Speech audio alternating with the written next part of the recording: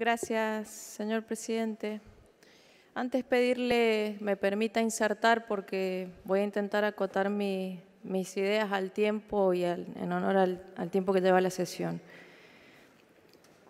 En primer lugar, se habló acá de soborno, con lo cual invito a las personas que sepan de tamaño delito, se dirijan a la justicia y hagan la denuncia pertinente.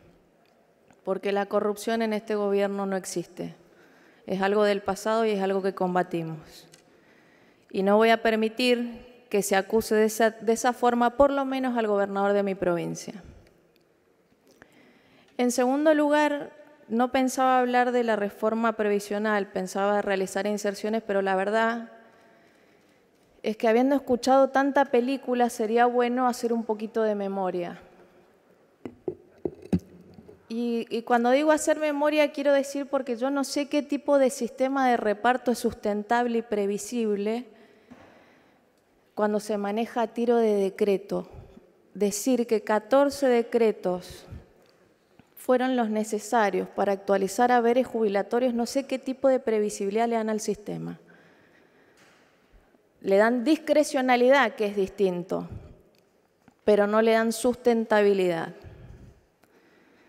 Del 2009 al 2015, acá se hizo un recuento de la historia sobre fórmulas, sobre cómo se calculaba la movilidad jubilatoria, que era mejor porque consideraba la recaudación tributaria, que era mejor porque consideraba la movilidad salarial de los trabajadores en blanco, que era mejor por la cantidad de meses que insumía para actualizar. Ahora yo me pregunto sobre qué números hablan si destrozaron el sistema de estadística del país. Ni siquiera pudieron paritar con números porque no se podía medir la inflación. No podían hablar de formalidad y crecimiento de la economía porque no medían el empleo. No podían hablar de pobreza porque no había estadística oficial. Entonces quiero saber yo qué pasó en los últimos años, que hoy me hablan de mucho, del doble, del triple, de los cientos de % de crecimientos, de avances y de retrocesos, cuando no hay un organismo técnico que sustente la estadística de la economía argentina en los últimos años. Por supuesto que a nosotros nos toca mostrar la verdad más cruda. Y por supuesto que el acuerdo al que se avanza es el que está dentro de lo posible. Me gustaría que todos los que hablan de mucho y de poco muestren los números de una vez por todas. Porque el relato se terminó hace un tiempo y lo eligió la ciudadanía. No todas las centrales de trabajadores opinan lo mismo, no todos los gremios opinan lo mismo, así que no se adjudiquen la homogeneidad de las opiniones, porque no está pasando eso en la realidad hoy en este debate transitorio que estamos dando previo a lo que define el Consejo de Sustentabilidad que votamos en la reparación histórica del año pasado.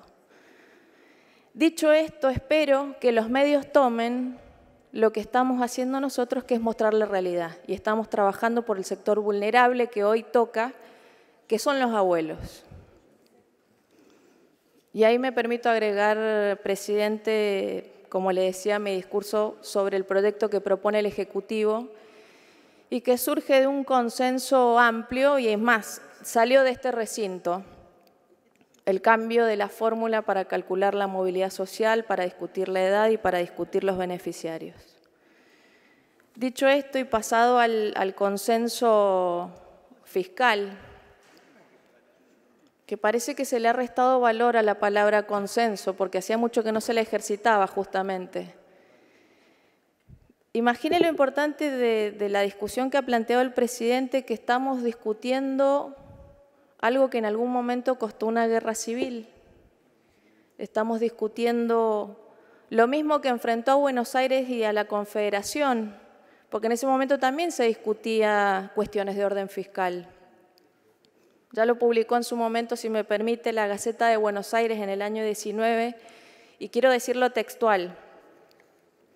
Los federalistas quieren no solo que Buenos Aires no sea la capital, sino que como perteneciente a todos los pueblos divida con ellos los armamentos, los derechos de aduana y demás rentas generales.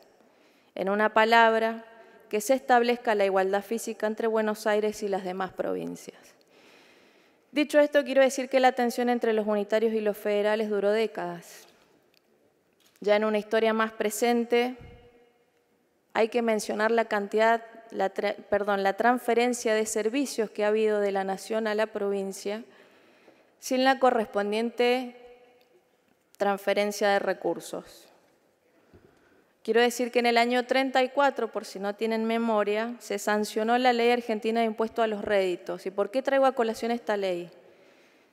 Porque también fue cuestión de litigio judicial porque era de carácter transitorio y la Corte le dio el aval a las provincias. Y quiero que recordemos esta palabra, transitoriedad, porque es una palabra que vamos a ver recurrentemente en la historia argentina cada vez que ha habido una crisis y que hemos tenido que salir a buscar financiamiento para enfrentarla. Esta primera ley que yo les mencionaba repartía apenas el 17% de lo recaudado entre nación y provincia. Y es este punto el que marca la pérdida de las provincias en cuanto a su relación de gasto público y recurso propio. Digo que este punto es a tener presente porque es a partir de este momento en donde la sustentabilidad y la responsabilidad fiscal comienzan a ser problemas emergentes, problemas centrales a resolver para mantener equilibradas las cuentas públicas. Y haciendo una apretada síntesis de la historia, vemos cómo han ido fluctuando los porcentajes de coparticipación primaria.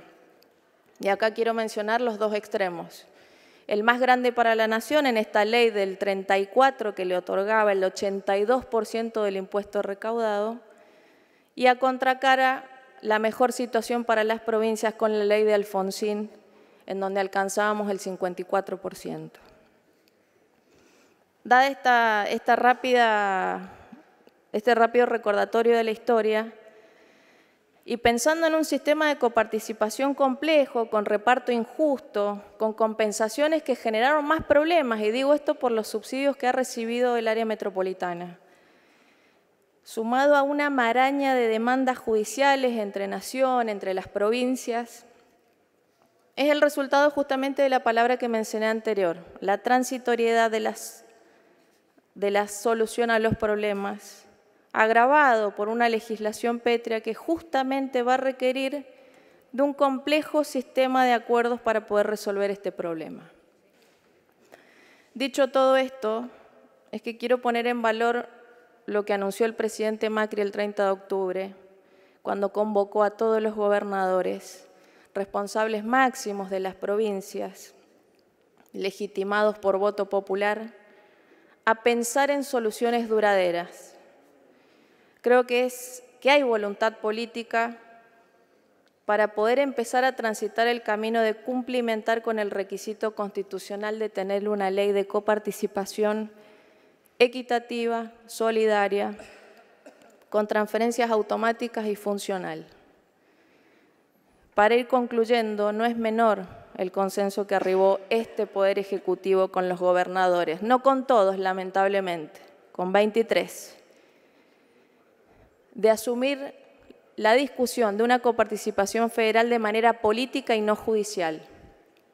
Ese es un gran paso. De comprometerse a corregir las distorsiones en la economía, de racionalizar la carga tributaria, de armonizar cajas jubilatorias para evitar distorsiones entre la nacional y las provinciales, de eliminar subsidios diferenciales, como lo dije anteriormente, entre provincia y el resto del país, de trabajar para eliminar alícuotas de impuestos distorsivos, como se mencionó, ingresos brutos e impuestos de sello, esa realidad se replica en las provincias. Y sobre todo de trabajar la ley de responsabilidad fiscal, que no hay que tenerle miedo a la ley de responsabilidad, porque no es ni más ni menos que empezar a controlar el gasto corriente para darle solvencia fiscal a las cuentas públicas. Sin solvencia fiscal no va a haber inversión, no va a haber crecimiento, no vamos a lograr ni mejorar la movilidad de los abuelos, ni disminuir la pobreza. Le recuerdo su tiempo, señora senadora. Sí, voy terminando. Por esto voy a acompañar los 3 proyectos. Creo que este acuerdo está dentro de lo razonablemente posible para tanto las provincias que administraron bien como las que administraron muy mal. Y creo que debe ser considerado, mirando para adelante, para intentar generar de una vez por todas un círculo virtuoso que nos haga crecer y que nos haga desarrollar con equidad geográfica. Muchas gracias.